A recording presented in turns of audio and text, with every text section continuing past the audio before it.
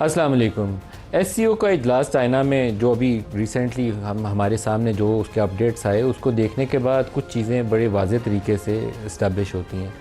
Emergence of a new block, और ये waste के लिए और अमेरिका के लिए एक बड़ा परेशान कुन लम्हा है। मुख्तलिफ उनके जो दानिश्वर हैं, जो जर्नलिस्ट हैं, उनकी जो लीडरशिप है, उनके बयानात से उसका इजहार भी होता है। ख़ुद ट्रंप की जो इसके ऊपर उनकी एक स्टेटमेंट है जिसमें वो बताते हैं कि किस तरह अमरीकियों ने चाइना का साथ दिया था, और फिर वो कहते हैं कि अभी China is conspiring against America. जो उसके साथ लीडर खड़े हैं उनका नाम लेकर उसने अपनी ट्वीट के अंदर लिखा। तो कुछ एक तब्दीली की हवा मौजूद है, और वेस्ट के अंदर और अमेरिका के ऊपर परेशानी भी मौजूद है। दो तीन चीज़ें हैं जो अगले 10, 15, 20 सालों में इस पूरे नए ब्लॉक के नतीजे में सामने आ सकती हैं। एससीओ इब्तदाई तौर पर एक सिक्योरिटी ब्लॉक के तौर पर इमर्ज किया था, लेकिन अभी लगता ही है कि आने वाले दिनों के अंदर जिस तरीके से ब्रिक्स में मुकामी करेंसीज़ में तजारत की बात हो रही है, डॉलर को रिप्लेस करने की बात हो रही है, ये एससीओ और ब्रिक्स के जो ऑब्जेक्टिव्स हैं ये साझे हो सकते हैं, इकट्ठे हो सकते हैं। इंडिया जो किसी ज़माने में 25 साल पहले अमेरिका ने एक फ़ैसला किया था कि इसको चाइना के मुकाबले में to counter China in this region India को बिल्ड करना, और उसके लिए उन्होंने इंडिया को बिल्ड करने के लिए जो जो कुछ करना था कर दिया। पाकिस्तान और इंडिया को हमेशा एक वो हाइफन लगा के इंडो पाक या पाक इंडिया रिलेशन ये अमेरिका के साथ जुड़े जाते थे। हमें उन्होंने अलहदा करके अफ़गानिस्तान के साथ एफ पैक कर दिया, इंडिया को इतना उन्होंने बड़ा कर दिया। अब इंडिया के साथ सूरत हाल ये है कि वो टैरिफ वॉर्स में जारी है काम। जो तेल ख़रीद रहा था वो उसके ऊपर इश्यूज़ जारी हैं। जो उसकी नॉन टैरिफ बैरियर है उसके ऊपर ट्रंप बहुत खफा है। उन्होंने मीटिंग करने आना था, वो विज़िट अपना उन्होंने पोस्टपोन कर दिया, और अभी भी उनका गुस्सा ठंडा नहीं हुआ। तो गुस्सा किस वजह से है? उसके पीछे डॉलर है। डॉलर को जैसे ही रिप्लेस करके ब्रिक्स वाले कंट्रीज़ या एससीओ वाले ममालिक जो हैं वो मुकामी करेंसीज़ में तजारत शुरू करते हैं, तो जो ग्लोबल रूल है डॉलर का, जिसके नतीजे में अमेरिका पूरी दुनिया पर हुकूमत करता है, वो टूट जाता है उस दिन से जिस दिन आप डॉलर को रिप्लेस कर दें। तकरीबन 43% ऑफ द वर्ल्ड पॉपुलेशन जो है वो यहाँ पे आपको बैठी हुई नज़र आ रही है एससीओ की मीटिंग के अंदर। बहुत बड़ी है, आधी दुनिया अंदर बैठी हुई है, और इसी तरीके से दुनिया के जीडीपी का भी एक बड़ा शेयर जो है वो एससीओ के अंदर बैठा हुआ है। मोदी बहुत ऊंची हवा से बहुत नीचे आ गए। कोई ज़माना ये था कि वो चाइना को आंखें दिखाने के लिए तैयार बैठे होते थे, अब वही मोदी जाके ना सिर्फ शी के साथ तस्वीर बनाने के लिए वहाँ पहुँच गए, उन्होंने वहाँ पाकिस्तानी प्राइम मिनिस्टर की मौजूदगी में उसमें शिरकत भी की, पाकिस्तान की आर्मी चीफ़ की मौजूदगी में भी शिरकत की। वही आर्मी चीफ़ जिन्होंने वाशिंगटन विज़िट किया था, तो मोदी ने वाशिंगटन जाना पसंद नहीं किया था। हमारे आर्मी चीफ़ को तो ट्रंप ने लंच पे इनवाइट किया, और मोदी वापस आ गए थे कि पाकिस्तान के आर्मी चीफ़ के होते हुए मैं यहाँ आऊँगा नहीं। वो आर्मी चीफ़ भी वहाँ मौजूद थे, और फिर भी मोदी वहाँ मौजूद थे। और जो जॉइंट डिक्लेरेशन हुआ शर्म एल शेख के बाद, जिसमें मनमोहन सिंह और उस वक्त पाकिस्तानी वज़ीर-ए-आज़म यूसुफ रज़ा गिलानी थे, बलूचिस्तान के अंदर भारतीय दहशतगर्दी का जिक्र हुआ था।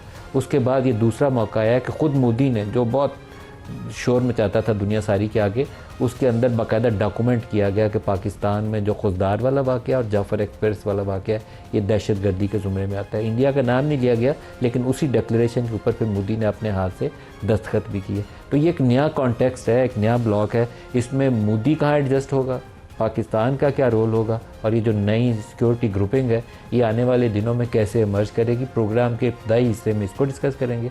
आगे चल के फिर पाकिस्तान की जो सियासी सूरत हाल है, जो इंटरनल पॉलिटिक्स है और जो पॉलिटिकल डायनामिक्स हैं, उसके ऊपर भी बात करेंगे। इस्लामाबाद स्टूडियोज़ में हमारे साथ हैं air vice marshal Ejaz, very warm welcome. और लाहौर से हमारे साथ हैं पाकिस्तान के साबिक वज़ीर दाखिला और मशीर हैं वज़ीर-ए-आज़म के सियासी अमूर के राना सनाउल्लाह साहब। राना साहब, आपको भी वेलकम करता हूँ प्रोग्राम में। आप ही से स्टार्ट करता हूँ जी। ये सर बड़ी एक रेयर गैदरिंग है जिसमें चाइनीज़ प्रेसिडेंट शी भी मौजूद हैं, पुतिन भी मौजूद हैं रशिया से, पाकिस्तानी वज़ीर-ए-आज़म और आर्मी चीफ भी मौजूद है, और बड़ा पावरफुल ब्लॉक इमर्ज करके सामने आता है। और वेस्ट में बड़ी तशवीश नज़र आती है। वो कहते हैं कि अगर इस मौके के ऊपर वेस्ट ने और अमेरिका ने ना देखा कि ये कौन सा नया सिक्योरिटी ब्लॉक इमर्ज कर रहा है, तो आइंदा आने वाले दिनों में पछताना पड़ेगा। ये बयानात आना शुरू हो गए हैं वेस्ट से। तो इस एससीओ मीटिंग की क्या इंपॉर्टेंस है पाकिस्तान के लिए सर?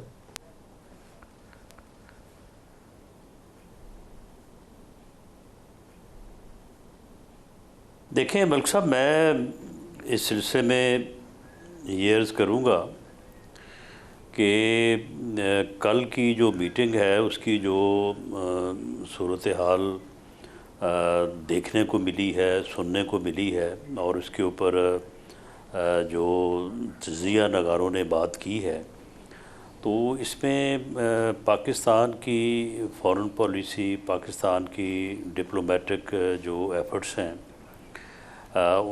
उनकी बड़ी कामयाबी है। कल वज़ीर-ए-आज़म पाकिस्तान ने जिस तरह से अपना मौक़िफ़ वहाँ पे अपनी स्पीच में पेश किया, और मोदी साहब भी उस वक्त वहाँ पे जो है वो मौजूद थे, और जिस तरह से उन्होंने दहशतगर्दी के जो वाक़यात पाकिस्तान में हो रहे हैं और पाकिस्तान में उन्होंने जो इशारे किए, तो उसमें वो समझने वालों के लिए काफ़ी थे कि कौन पाकिस्तान में जो है वो दहशतगर्दी के पीछे है। और फिर उन्होंने जो है वो जिस तरह से हिंदुस्तान का, फ़लस्तीन का जो मामला है, ईरान का जो मामला है, तो ये सारे मामलात पे जो उन्होंने बात की, मैं समझता हूँ कि पाकिस्तान की पोजीशन इससे और ज़्यादा जो है वो रेलेवेंट हुई है, और ज़्यादा जो है उसकी सफारती सतह पे जो है वो अहमियत जो है वो उजागर हुई है।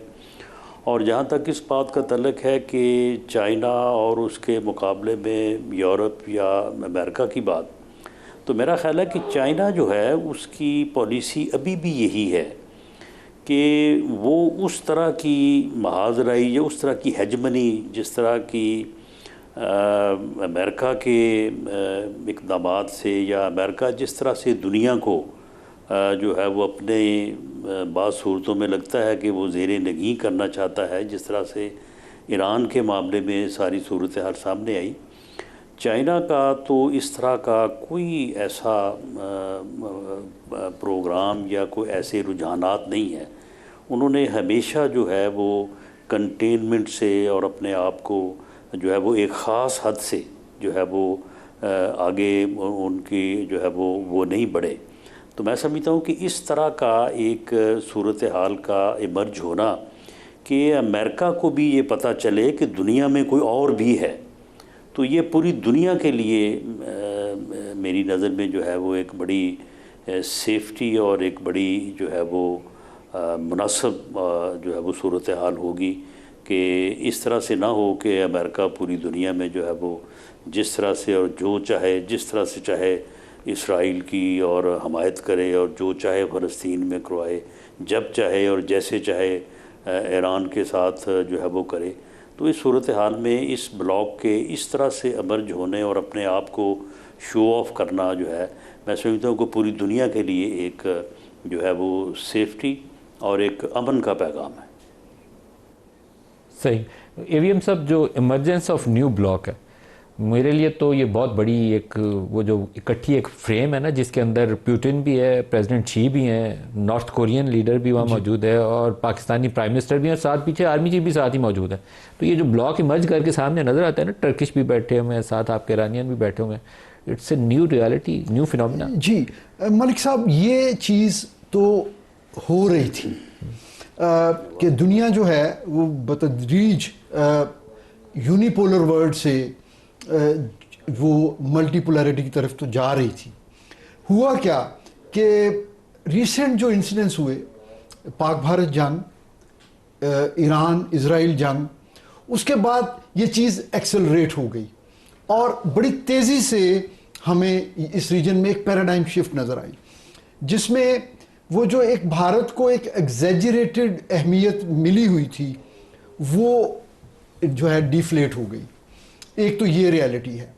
दूसरे, जैसे आपने अपने इंटरव्यू में भी कहा कि अगरचे ये सिक्योरिटी ब्लॉक था, लेकिन चूंकि इसमें जो सबसे बड़ी जो प्रेजेंस है वो चाइना की है, और चाइना इट्सेल्फ जो है वो असल में अपनी एक सिक्योरिटी जो है आइडेंटिटी या इंटेग्रिटी मेंटेन करते हुए, और वो उनकी कैपेसिटी और कैपेबिलिटी भी मैनीफोल्ड बढ़ गई है। वो हमने उनका इक्विपमेंट और वो सारी चीज़ें हमें पता ही है। पाकिस्तानी एयरफोर्स ने उनके जहाज़ों की वो वैल्यू कर दी है जो किसी ज़माने में यूरोपियन जहाज़ों की थी, फाइटर जेट्स। तो अब जब आपके पास मिलिट्री कैपेबिलिटी भी है कि आप इस इमर्जिंग ब्लॉक को लीड कर सकें, और इनहेरेंटली आपके पास इकोनॉमिक पोटेंशियल भी है, तो ये दोनों चीज़ें जब मिल जाती हैं तो ये वाकई अमेरिकन हेजमनी को चैलेंज करते हैं। सर लेकिन वेस्ट में इसके ऊपर बहुत ज़्यादा तशवीश पाई जाती है। मैंने उनके कुछ लीडर्स के बयान देखे हैं और कुछ उनके एनालिस्ट के तजिए पढ़े हैं। वो वरीड नज़र आते हैं कि एक नया ब्लॉक इमर्ज कर गया जो वेस्ट को और अमेरिका को चैलेंज करेगा। जी देखिए, ये it is writing on the wall. इसके सिर्फ मलिक साहब जो है ना, आप शायद वो कोशिश करें तो इसके इफ़ेक्ट्स को थोड़ा रिटार्ड कर सकते हैं। इसकी स्पीड किसी और ऐसी अनफोर्सीन वजह से थोड़ी स्पीड कभी डिसलरेट हो जाए, लेकिन ये अल्टीमेटली होना है। और जैसे ही रशिया यूक्रेन वाले क्राइसिस से डिसएंगेज होता है तो वो भी इस ब्लॉक का एक नेचुरल एलाय होगा मेरे ख्याल में। आप देखिए, जैसे आपने फरमाया कि almost half of the world population यहाँ पे है। Half of the world population ये वो है जिसमें एक पोटेंशियल है, क्योंकि यहाँ पे कुछ फैमिली स्ट्रक्चर और कुछ यहाँ की जो कल्चरल जो इस तरीके से इनकी असास है, उसमें इन लोगों के पास डिस्पोजेबल इनकम्स भी अवेलेबल होना शुरू हो जाएंगी, हो भी है भी और मज़ीद बढ़ जाएंगी। तो ये एक बहुत बड़ी कंज्यूमर मार्केट भी होगी। तो उसके अंदर ना सिर्फ ये कि यहाँ पे रिसोर्सेज हैं, मैन्युफैक्चरिंग है और ये इनके पास अपनी एक्सपोर्ट की कैपेबिलिटी है, इनकी विद इन ब्लॉक जो है वो कंजम्पशन भी बहुत ज़्यादा है चीज़ों की। तो ये एक बहुत सेल्फ कंटेन्ड और एक ऐसा आई वुड से कि एजर्टिंग या एजर्टिव ब्लॉक बनने की जो है ये चंद सालों की बात है मेरे ख्याल में। अगले 5-10 साल जो है ना बड़े हैपनिंग होने वाले हैं डॉलर के लिए और यूएस इकोनॉमी के लिए। इधर से चाइना का राइज हो रहा है और उधर से डॉलर अंडर प्रेशर आ रहा है। जी देखिए, अमेरिकन इन्फ्लुएंस और अमेरिकन माइट जो है ना वो रिसीड कर रही है, नेचुरली कर रही है। वो प्रेजेंट जो अमेरिकन एडमिनिस्ट्रेशन है उनके कई इकदामात की वजह से वो शायद वो चीज़ एक्सेलरेट हो गई है। वो शायद मैं ये समझता हूँ कि ट्रंप साहब चूँकि हर रोज़ कोई नया ऐसा कदम उठाते हैं जिससे वो चीज़ें जो हैं, जो टैरिफ वॉर्स उन्होंने शुरू किए हैं वो तो एक्चुअली अपना वो करंट अकाउंट बैलेंस को ठीक करने के लिए किए हैं, लेकिन they are going to be counterproductive. जी उससे बिल्कुल इन्फ्लेशन भी बढ़ेगा और उनके यूएस कंज्यूमर्स की परचेजिंग पावर भी इरोड हो जाएगी। Ultimately end of the day जो अमेरिकन एक कॉमन आदमी, देखें अमेरिका की पॉलिटिक्स जो है ना वो आम आदमी का मसला ग्लोबल जो है एंगेजमेंट्स नहीं होती। वो अमेरिकन पॉलिटिक्स जो है या उनकी प्रेसिडेंशियल कैंपेन वो हमेशा उनके लोकल इश्यूज पे होती है, टैक्सेशन पे होती है, अनएम्प्लॉयमेंट पे होती है, हेल्थ प्रोग्राम पे होती है। तो अब जिस तरफ अमेरिका हेड कर रहा है वो एक जो है ऐसे अनस्टॉपेबल अमेरिकन इनके लिए चैलेंज होगा। यूएस इकोनॉमी जो है वो it's going to be a real challenge for any US administration in the coming years. Rana Sanaullah sahab, जो पाकिस्तान का रोल है आप वो कैसे देखेंगे इस ब्लॉक के अंदर, क्योंकि एक तरफ साथ अंदर इंडिया भी बैठा होगा और एक अनकंफर्टेबल पार्टनर के तौर पर हम दोनों वहाँ उस ग्रुप के अंदर शामिल थे। ना मोदी हमसे कंफर्टेबल होगा ना हम उसकी शक्ल देख के खुश होंगे। वो तो पाकिस्तानी इलाकों पे हमलावर हुआ था और मोदी को शायद चाइना भी खुश दिली से एम्ब्रेस ना करे जिस तरीके से उनसे आपस में 25 साल गुजारे हैं। पिछले बिल क्लिंटन के विजिट के बाद से चाइना के मुकाबले में इंडिया को खड़ा करने की कोशिश की थी अमेरिका ने, बहुत पैसा लगाया, बहुत सरमायाकारी की। तो अब इस ग्रुप के अंदर हमारा क्या रोल है, हम कहाँ स्टैंड करते हैं?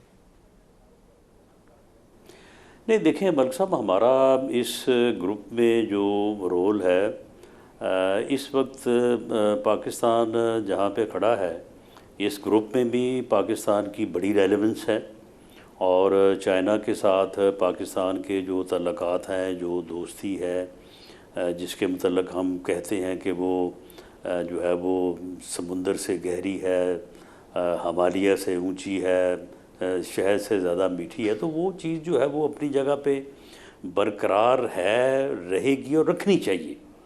और साथ साथ जो है वो अमेरिका के साथ हमारे जो तल्लुकात हैं या हमारे अमेरिका के साथ तल्लुकात में जो इस वक्त जो सूरत हाल या जो कंफर्ट इस वक्त हुआ है वो जहाँ पे हमारी अपनी एक बेहतर पॉलिसी है कि हमने पिछले कई सालों में बल्कि एक दिहाई से ज़्यादा अरसे में अमेरिका की तरफ से हमें जो है वो एक ऐसा यानी स्ट्रेंज सलूक मिलता रहा है कि जिसके ऊपर हम भी किसी वक्त जो है वो डिस्टर्ब हो सकते थे या किसी जानब निकल सकते थे, लेकिन हमने अपना जो है वो बैलेंस जो है वो कायम रखा और ख़ास तौर पे पिछले जो 2-2.5 साल 3 साल और ख़ास तौर पे जो इस साल में जो हमने ख़ास तौर पे वार ऑन टेरर के हवाले से जो है वो हमने तावन किया और उनके कई जो बड़े उनके क्रूशल टारगेट्स थे उनके ऊपर भी हमने काम किया,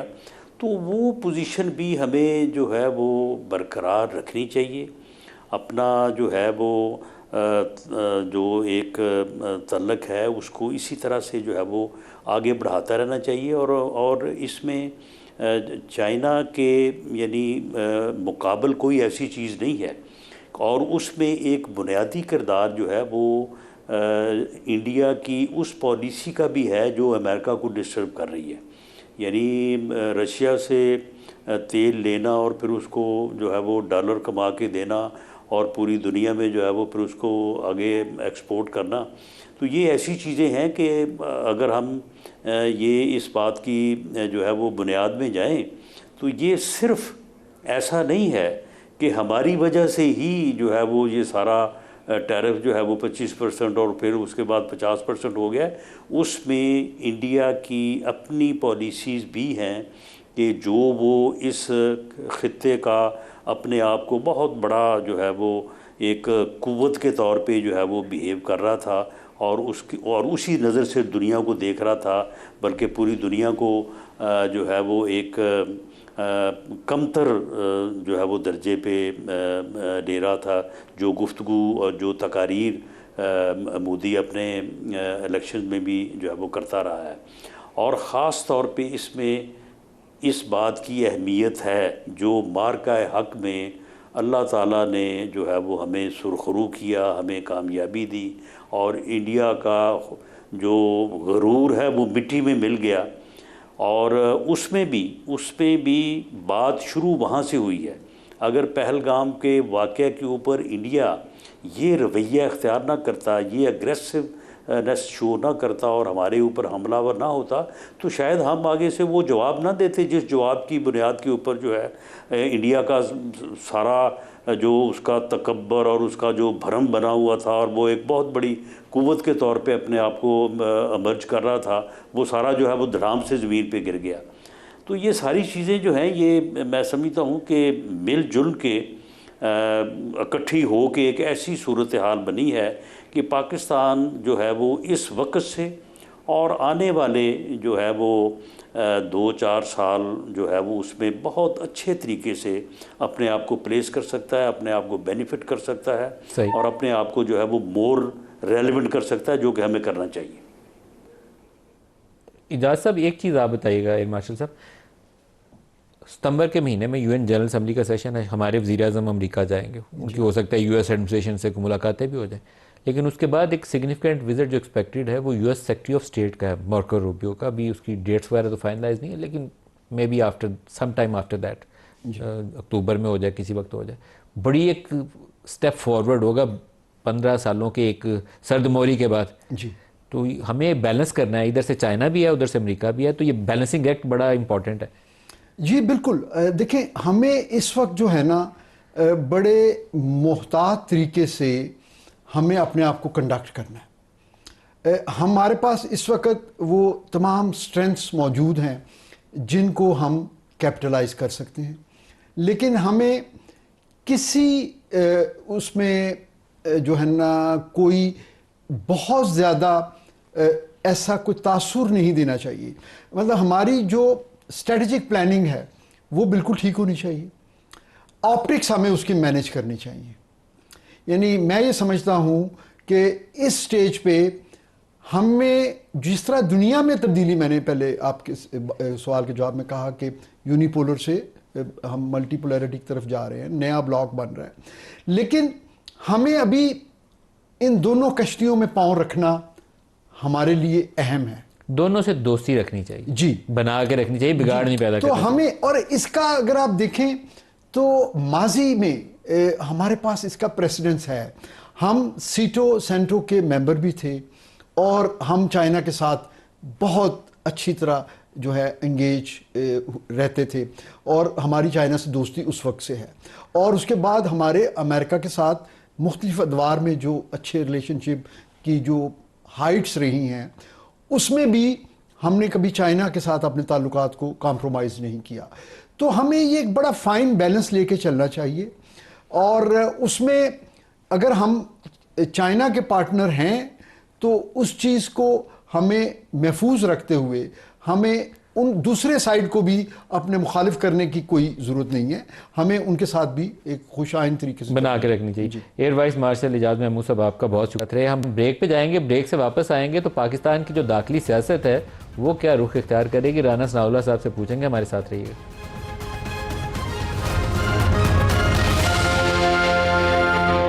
वेलकम बैक। राना साहब, एक बड़ा अहम सवाल है। पहले तो सबसे आर्मी चीफ से शुरू करते हैं, क्योंकि इस वक्त पाकिस्तान के वो एक स्ट्रॉन्ग मैन के तौर पर इंटरनेशनल फोरम के ऊपर जहां प्राइम मिनिस्टर होते हैं उनसे ज़्यादा वक्त आर्मी चीफ की होती है। आर्मी चीफ के लिए जो नोटिफिकेशन किया गया था वो नवंबर 2025 को पूरा हो जाएगा। उसके बाद क्या पोजीशन होगी? दोबारा नया नोटिफिकेशन करेंगे, क्या होगा? नहीं, इसमें जो नोटिफिकेशन होता है वो कोई उसमें कोई जो है वो डेट मुकर्रर नहीं होती। तैनाती का जो यानी जो एक 3 साल की मुद्दत के लिए सर पहले लॉ में यही गुंजाइश थी ना, तो उसी के मुताबिक ही नोटिफिकेशन हुआ था। हाँ, तो अब लॉ में जब बाद में लॉ में जहाँ पे जब लॉ में 3 साल था पहले, तो वो जो है वो 5 साल हो गया है। उससे पहले कभी 4 साल होता था, 4 साल के बाद फिर 1976 में जो है वो 3 साल हो गया। अब जो है वो दोबारा जो है वो 5 साल हो गया। तो अब जो उनकी मुद्दत है वो मौजूदा कानून के मुताबिक, क्योंकि ये तैनाती जो है ये तो कॉन्स्टिट्यूशन में जो है वो इसके मतलब जो है वो दर्ज है, लेकिन जो तो सर ये फिर एक उसका तयन जो है वो लॉ में है। वो तो लॉ में अब आपका कहना है फिर नवंबर 2027 तक वो आर्मी चीफ रहेंगे, ये आपका कहना है? जी जी बिल्कुल।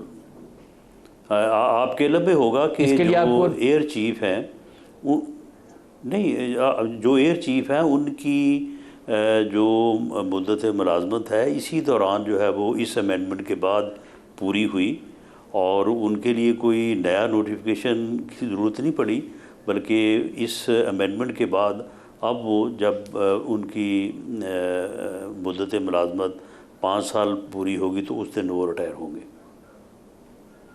तो सर अभी ये मरी वाली जो मीटिंग थी उसके अंदर भी एक ये बयानिया सामने आया था, बल्कि ये बड़ा पॉपुलर बयानिया है। पहले वो लोग कहते थे कि शहबाज शरीफ साहब इन ट्रबल हैं, तो लेकिन फिर अब लगता यह है कि वो एक यूसुफ रज़ा गिलानी साहब का बयान था फ्लोर ऑफ द हाउस कि 2013 तक तमाम बड़े महफूज हो गए हैं। वो उस वक्त army chief general Ashfaq Parvez Kayani थे। तो फिर हम ये कह सकते हैं कि 2027 तक तमाम बड़े महफूज हो गए, हम ये कह सकते हैं? नहीं, देखें, इसमें बड़े या छोटे के महफूज होने का मामला नहीं है। एक एक्ट ऑफ पार्लियामेंट के तहत जो है वो एक अमेंडमेंट हुई है, और वो अमेंडमेंट जो है वो इन ऑपरेशन है, और उसके मुताबिक उनकी मुद्दत मुलाजमत जो है वो अब नवंबर 2027 में जो है वो पूरी होगी, और अगर कोई एक्सटेंशन नहीं होती तो वो रिटायर हो जाएंगे। और बाकी अगर एक्सटेंशन वाली ऑप्शन भी है, आपने कहा अगर एक्सटेंशन नहीं होती तो वो ऑप्शन भी है? जी, कानून में तो मौजूद है ना। इस मुल्क में 4 एक्सटेंशन जो है वो होती रही हैं, आपके इल्म में ही है। और जो लोग एक्सटेंशन, बाज़ लोग तो एक्सटेंशन खुद ही लेते रहे हैं। तो एक आदमी जो इस वक्त फील्ड मार्शल है और वो ऐसा यानी रुतबा है कि जिसे उसे हुकूमत ने दिया है और उसने अर्न किया है, कोई ख़ुद से नहीं बन गया। तो फिर अगर एक्सटेंशन जिस मुल्क में होती रही हैं, तो अगर जो है वो डिज़र्व करते हैं तो फिर मेरा नहीं ख्याल कि उनसे ज़्यादा कोई और कौन कर सकता है। लेकिन बहरहाल ये तो उस वक्त की बात है। आज तो आपने कमाल ही कर दिया राना साहब। इसका मतलब है कि नवंबर 2027 तो है ही, तो लेकिन अब उनकी रिटायरमेंट एज भी लॉ के अंदर नहीं है, तो फिर 5 साल अगर और करें तो फिर तो ये नवंबर 2032 चली जाएगी, तो वो तो फिर 10 साल की मुद्दत होगी। तो आपका क्या बनेगा साथ? तो ये तो नहीं, तो ये आपके इल्म में है ना कि वो जो एज लिमिट थी वो भी एक्ट ऑफ पार्लियामेंट के तहत जो है वो हदफ हो गई है, उसको भी वो भी अमेंड हो गई। हाँ, अब तो बिल्कुल तो सही। बाकी जहाँ तक अब आपके हुकूमत का लफ्ज़ों में तल्लुक है, तो वो हुकूमत मोस्ट का डिजर्व तो करते हैं कि आपके उनको इल्म में है एक्सेप्शन भी दी जाए जी। कि जो हुकूमत है, हुकूमत का जहाँ तक तल्लुक है, तो हुकूमत का तो आपको पता ही है कि कौमी असम्बली का जो दौरानिया है वही हुकूमत का दौरानिया होता है, और जो मौजूदा असम्बली है उसका जो दौरानिया है वो गलबन मार्च की कोई डेट है जो जिस दिन जो है वो अपनी मुद्दत जो है वो पूरी करेगी 2029 में। तो सर इसका मतलब है फिर आपकी भी हुकूमत अब बच जाएगी 2029 तक, आप पूरी उम्मीद रहें। अगर आर्मी चीफ रहेंगे नवंबर 2032 तक, तो आप भी रहेंगे 2029 तक, मतलब ये तो फिर बनेगा ना जी। नहीं, ये तो आप खामखाई जो है ना वो चीज़ों को एक दूसरे के साथ जो है वो आप जोड़ रहे हैं। इस इन चीज़ों का जो है वो असम्बली की मुद्दत का आइन में दर्ज है, जहाँ तक मुलाजमत के अरसे का तयन है वो लॉ में दर्ज है। तो इसमें मेरा नहीं ख्याल कि इन चीज़ों का एक दूसरे के साथ कोई कनेक्शन है। अच्छा सर, इसमें फिर इमरान खान का क्या बनेगा? क्योंकि एक चीज़ तो तय है कि किसी एक की अंडरस्टैंडिंग के लिए एक की कैजुअलिटी हो जाएगी। मतलब आप अगर हुकूमत में बैठे होंगे तो इमरान जेल में बैठा होगा, तो कुछ ये तो फिर इमरान तो फिलहाल जेल में ही रहेगा ना। नहीं, इमरान खान साहब को अपने को जो है वो यानी मेरी राय के मुताबिक उन्हें अपनी जो है वो सोच को बदलना होगा, और उन्हें जो है वो अपना जो है वो पॉलिटिक्स करें, वो सियासत करें। वो सियासतदान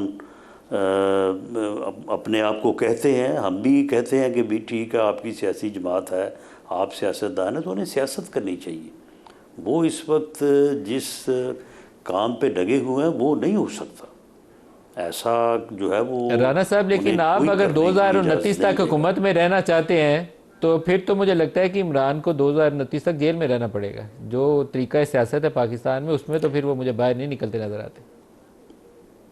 नहीं मलिक साहब, अगर इमरान खान साहब सियासत करना चाहते हैं, जेल में रह के करना चाहते हैं, जेल से बाहर आके करना चाहते हैं, तो वो तो उन्हें हमारी तरफ से तो हर वक्त ऑफ़र है। ये पिछले 2 माह में 3 मरतबा जो है प्राइम मिनिस्टर ऑफ पाकिस्तान ने जो है वो उनको बड़ी ही जो है वो खुले दिल से जो है वो उनको ऑफ़र किया है कि आएँ, बैठें, बात करें। जिस दिन अपना 13 और 14 अगस्त की रात जो फंक्शन था वहाँ पे पूरी अस्करी क़यादत भी बैठी थी। उन्होंने जो मिसाक के इस्तेहकाम पाकिस्तान की जो बात की है वो क्या है। लेकिन इमरान खान साहब, सर आपने पूरी पीटीआई को स्टीम रोल कर दिया है, पूरी अपोजिशन को आपने स्टीम रोल कर दिया। पीटीआई की सारी क़यादत जो है आपने तोड़ फोड़ ली है, बाकी जो हैं वो बेचारे अपनी जान बचाते नहीं तो फिर रहे हैं, नहीं तो मलिक साहब फिर नहीं मलिक साहब, आप मुझे ये बताएं कि वो जो सिविल वार चाहते हैं फिर वो होने दें, और उसके नतीजे में क्या आप फिर इस बात की गारंटी देते हैं कि पाकिस्तान अपना वजूद जो है वो बरकरार रख सकेगा? इमरान खान बाहर आएगा तो पाकिस्तान के वजूद को क्यों खतरा होगा? नहीं तो इमरान खान सिविल वार चाहता है। इमरान खान जो है उस मुल्क में सियासत नहीं चाहता, उसका कोई सियासी एजेंडा नहीं है, कोई सियासी सोच नहीं है, वो सिविल वार चाहता है। फिर आप इमरान को जेल में रखेंगे सर? फिर आप 9 मई को नहीं, सुन ले ना, 9 मई को उसका क्या, वो जो उसका एक्ट था वो कोई उसका सियासी एहतजाज था, वो सिविल वार की तरफ। सर फिर इमरान जेल में रहेंगे राना साहब? फिर तो मेरा सवाल आपसे दोबारा यही है कि फिर इमरान जेल में रहेंगे 2029? अब भी जो है वो उसका वो इसी बात के ऊपर जो है वो यानी जो है वो कोशिश में है कि वो सिविल नाफरमानी, सिविल वार चाहता है, जो कि इस मुल्क के लिए जो है वो बहुत ज़्यादा नुकसानदेह हो सकती है, जो हालात हैं हमारे। सर फिर आप उसे जेल से नहीं इमरान को बाहर निकालते? नहीं तो आप मुझे ये बताएं कि ये जेल में वो खुद रह रहा है कि उसे को रख रहा है? आपने रखा हुआ है अगर सर। एक आदमी जो है, नहीं सुन लेना, नहीं रखा तो अदालतों से उसे सज़ा हुई है। 9 मई को 9 मई हमने किया है, और वो जो अपना है वो 190 मिलियन पाउंड्स वाला केस वो को हमने किया है। वो सारी प्रॉपर्टी हमारे नाम लगी है। सर आप राना वो, साहब आप कह नहीं रहे, जो- लेकिन आप मेरी बात की तस्दीक करते जा रहे हैं कि आप इमरान को बाहर नहीं निकालेंगे। आप कह नहीं रहे, लेकिन आप उसकी तस्दीक कर रहे हैं कि वो जेल में ही रहेगा। एक चीज़ मुझे बता दें, जब मरी में इजलास हो रहा था, नवाज शरीफ, मरियम नवाज, आप ये बैठ के क्या इन चीज़ों के ऊपर सारे मुतफिक थे कि आर्मी चीफ जो है वो कंटिन्यू करेंगे और इमरान जेल में ही रहेगा, फिर हम लोग 2029 तक हुकूमत में ही रहेंगे? नहीं, आर्मी चीफ का कंटिन्यू करना जो है ना, वो तो डिस्कशन की बात ही नहीं है। जब by the act of parliament जो है वो लॉ अमेंड हो गया, और जो अरसाए तैनाती जो है या जो टेन्योर है वो 3 से 5 हो गया, तो उसके ऊपर फिर कौन सी डिस्कशन होनी है, या उसके ऊपर किसने क्या फैसला करना है? That is act of parliament. बड़े मियाँ साहब खुश हैं? वो तो हो चुका है ना। बड़े मियाँ साहब खुश हैं इस पे? नवाज शरीफ साहब खुश हैं इस पे? नहीं, किस बात पे? किस बात पे? सर आर्मी चीफ तो आपका क्या ख्याल है कि 2027 तक तो हो गए। नहीं देखें, यानी अगर यानी मौजूदा हुकूमत ने, पार्लियामेंट ने जो ये एक्ट ऑफ पार्लियामेंट से लॉ अमेंड हुआ है, तो क्या उसमें गवर्नमेंट और जो है वो शामिल नहीं थी? और अगर गवर्नमेंट शामिल थी PMLN की, तो क्या वो मियां नवाज शरीफ साहब की मर्ज़ी या उनकी कंसेंट के बगैर शामिल थी? ऐसा तो नहीं है। जो भी सर फिर बड़े मियाँ साहब खुश हैं? अहमियत के फैसले होते हैं, सर ये बता तो दें कि बड़े मियाँ साहब इस पे खुश हैं या खफा हैं? खुश हैं इस पे जो या खफा भी हैं? बुनियादी अहमियत के फैसले होते हैं वो पार्टी लीडर की कंसेंट से होते हैं। इसमें खुश या नाराज़ होने वाली तो कोई सर बात फिर नहीं मियाँ है। साहब तो ये मुल्क सर की खुश होंगे, फिर उनकी तो मुल्क मर्जी की पूरी होगी ना, उनकी सालमियत और रजामंदी से मुल्क हुआ है की तो फिर तो वो बेहतरी खुश के होंगे। मामलात हैं। जी बिल्कुल, सर क्यों फिर नहीं? तो मियाँ उनकी साहब खुश रजामंदी होंगे के ना कि उनकी बगैर रजामंदी से फैसला हो इस गया। किस्म के बुनियादी फैसले जो है वो नहीं हुआ। लेकिन इसके ऊपर मेरा नहीं ख्याल कि ये लफ्ज़ जो है वो इसको सूट करता है किसी के खुश होने या ना खुश होने को। जो फैसले मुल्क की अहमियत के हामिल हैं, उनके ऊपर जो है वो सभी को जो है वो मुत्तफिक होना चाहिए और एक सोच होनी चाहिए। सर आप सवाल का जवाब गोल कर गए हैं, लेकिन ये अच्छी बात नहीं है। पाकिस्तान में हुकूमतें जाती और आती जो है ना 2-3 मौके के ऊपर है। नए आर्मी चीफ की तैनाती के ऊपर, DGISI की तैनाती के ऊपर, हमने जनरल फैज़ के मामले में देख लिया था क्या हुआ था। तो आपको पता है ये कितना सिग्निफिकेंट डिसीजन है। और अगर मियाँ साहब इस पर खुश नहीं है तो फिर या नाराज़ हैं, या कह दे खुश है या नाराज़ है। आपने दोनों में से एक भी लफ्ज़ इस्तेमाल नहीं किया। नहीं, मियाँ साहब बिल्कुल नाराज़ नहीं है। मियाँ साहब जो भी फैसले हुए हैं वो मियाँ साहब की जो है वो मुकम्मल तईद से हुए हैं, और उसके ऊपर वो खुशी का समझते लफ्ज़ हैं नहीं कि ये इस्तेमाल कर फैसले रहे जो है ये मुल्क के बेहतरीन मफाद में हैं। इसमें खुशी ना खुशी वाली बात जो है ना, ये तो आप इसको बड़ा हल्का कर रहे हैं ना। इसमें खुशी ना खुशी वाली बात नहीं है, ये मुल्क के मफाद में ये फैसले हैं। सर मुल्क के मफाद में हो तो फिर तो खुशी दुबाला हो जाती है, लेकिन 12 सूबे भी आने हैं सर, उस पर भी खुशी दुबाला होगी बड़े मियाँ साहब की? नहीं, कोई ऐसे 12 सूबों वाली बात नहीं है। ये तो ऐसे ही आपने मीडिया में बात चलाई हुई है। कभी 12 कह रहे हैं, सर कभी ये 30 बात कह आ रहे रही हैं। है, आप सर ये आ रही है करीब आपके, बस ये ड्राइविंग पहुंचने वाली है, तैयारी रखिएगा इसकी भी। चले ठीक है, लेकिन मेरा ख्याल है कि वाया माल रोड आ रही है ये सर, बात माल रोड जो से है आते आते थोड़ा टाइम लगता है, पहुंच जाएगी। अच्छा, ये 30 है या 12 है? 12 है सर। बातें तो दोनों चल रही हैं। अच्छा जी, आपको जो पसंद होगा वो आप ले लें। 12 लेने हैं तो 12 ले लें, 30 लेने हैं तो 30 ले लें सर।